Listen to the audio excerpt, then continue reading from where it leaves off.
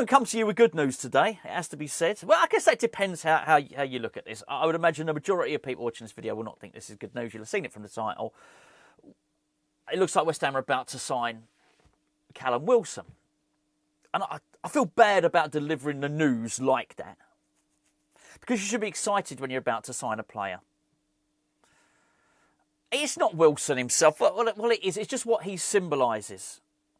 Because nothing says West Ham are not changing and moving forward quite like the signing of Callum Wilson.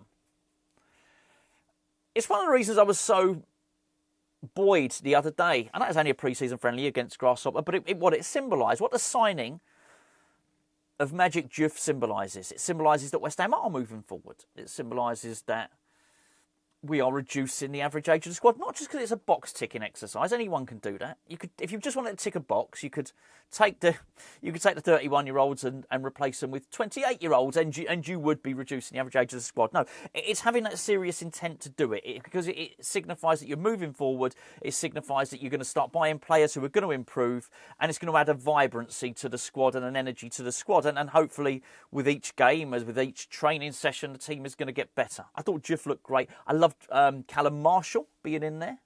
Thought he looked sharp. We did a Patreon video yesterday where we were discussing, myself and Gio, will Potter be tempted to keep him around? He's got a real eye for goal. Very direct, isn't he, Wilson? Crikey, Wilson. I've done it already. Different Callum Marshall. Those youngsters, they symbolise something else. They symbolise something we want to do. They symbolise something as fans we like. In many respects, the signing of Callum Wilson, it doesn't really get much worse, because what does that symbolise? Well, he's a Will Salthouse client, so it symbolises there is maybe an element of influence from somebody we don't want to have influence on the club. Don't get me wrong, again, if it's the right player, that's fine. I guess double standards there. I was quite happy with Will Salthouse to bring Aaron Wan-Bissaka in. But this is different. I think everyone would agree. It symbolises that we're willing to go for the type of player that is synonymous with what West Ham do badly. That over-the-hill, injured striker. It's amazing how you can go. I felt very buoyed, actually. I felt very a little bit optimistic after the Grasshopper game. It had to be said. I quite like the signing of Walker Peters as well, because I thought it fit. He's 28. He's not full of injury. Listen to me. You can tell what I'm thinking in the back of my mind. He's full of energy. I quite liked it. And you know, I just feel, you know, a little bit deflated by this. I spoke to Gio on the phone before doing this video. He told me something here. Wilson played 357 minutes in the Premier League last season, scored no goals. Antonio played 844 minutes and he missed most of the season because he had a car crash. This is it's just bad. There's no other way of saying it.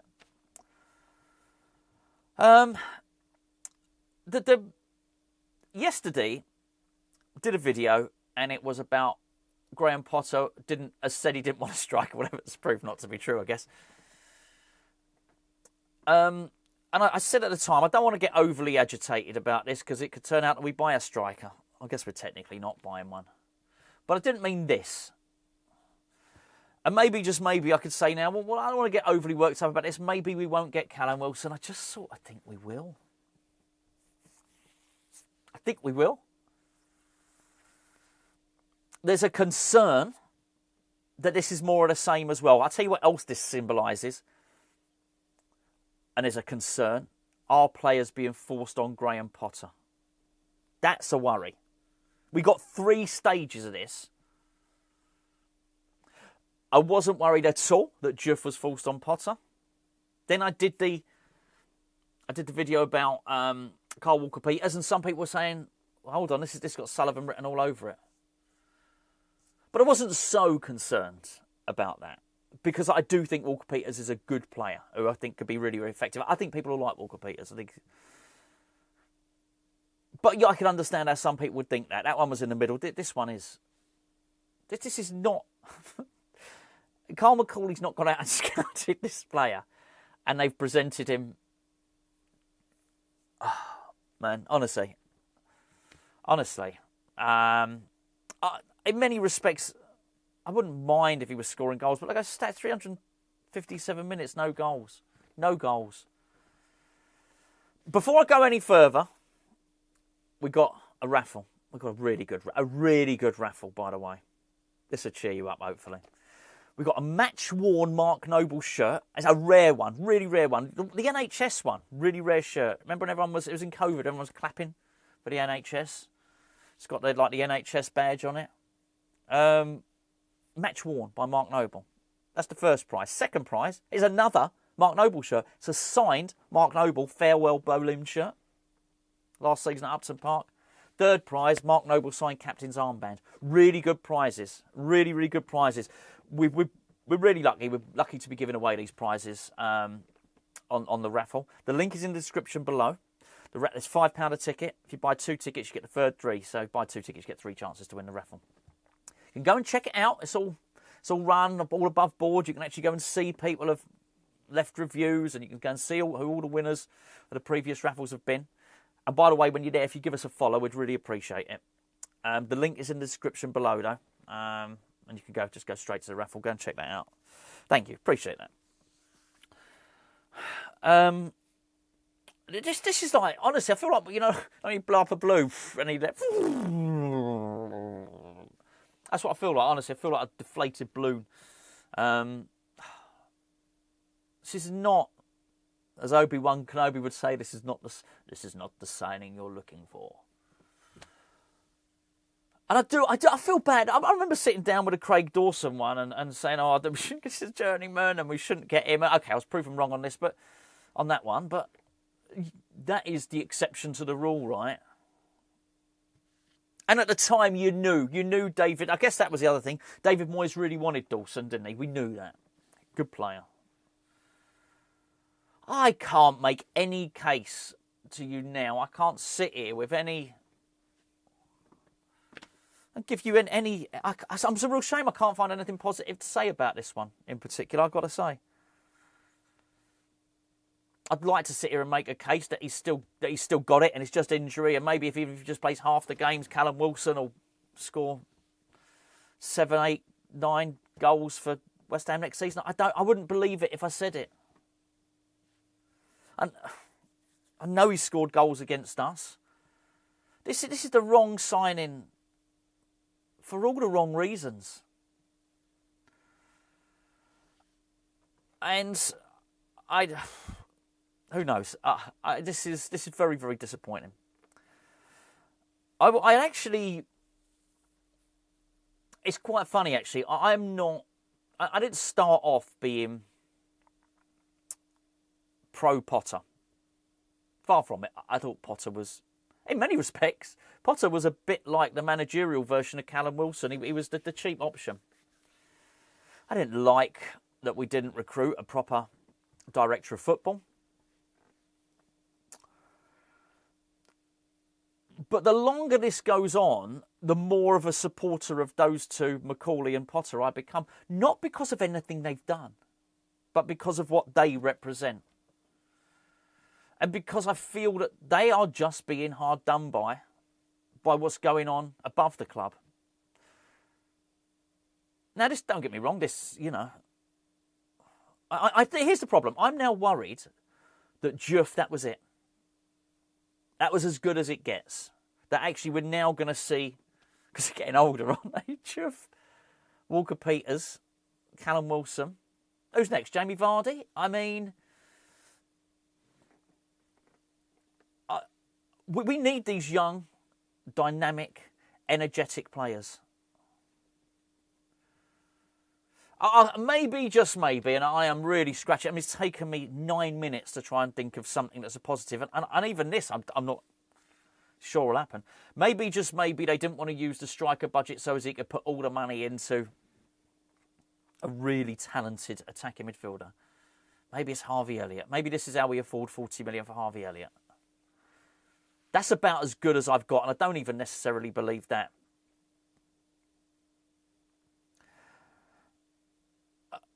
There's an element that you think, well, hold on a second.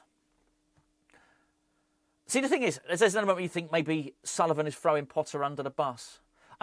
for that to be true, you'd have to believe that Wilson is a Potter signing. Nobody does. What I do think he's doing, I think he's disadvantaging Potter. We've seen this so many times. I just feel we get rid of Danny Ings. Danny Ings was... I've never believed, by the way, that David Moyes signed Danny Ings. We get rid of Danny Ings and we go and get Danny Ings by a different name.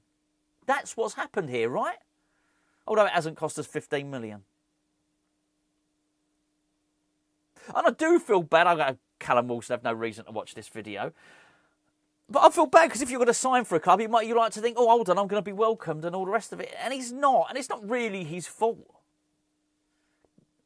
It's not Wilson's fault. It's just what he's signing symbolises, which is nothing has changed at West Ham. Nothing. We like to think it's changed. And we are so disadvantaged because of the way that we are. Because of the way that the club is run. I struggle. I'm struggling to think of any other club. Actually, promoted clubs, it doesn't matter. Forget it. They've got every right to do this. Not that they are. You would understand. I mean, Sunderland are doing good business. Sunderland wouldn't do this, actually. But you would understand if they did. You would understand if Burnley did this. I can't imagine any other Premier League club going and doing this deal. I don't think we're going to be spending fortunes on him, but that's not the point. It was... I read somewhere, and I can't remember where, and it was Calvert-Lewin. The Calvert-Lewin transfer was the most predictable West Ham transfer out there.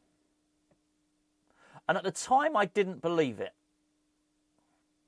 And I guess I was right too, because it wasn't. This was the one. And I just didn't want to believe it. I didn't want to believe Wilson. I thought, no, because why would we be that silly? Why would we be that stupid? I just don't understand it. I really, really don't. But we've been linked with him ever since he scored that hat-trick against us. Ever since we played Bournemouth, we've been linked with him. And it doesn't matter how injured or how old Callum Wilson gets, we keep getting linked with him. I'm not even talking about Mikel. I did talk about him with the minutes that he played last season. But there's an obvious angle there, which is they're mates. They do the podcast together. And I don't want to be, because I don't want to say anything. I don't want to say anything negative about Antonio. Really like Antonio. Really appreciate what he's done for West Ham. But here we are, halfway through the transfer window, and it looks like our third signing. We've all been waiting for a striker for a long, long time, and it looks like our third signing is going to be an injured, free transfer Will Salthouse client.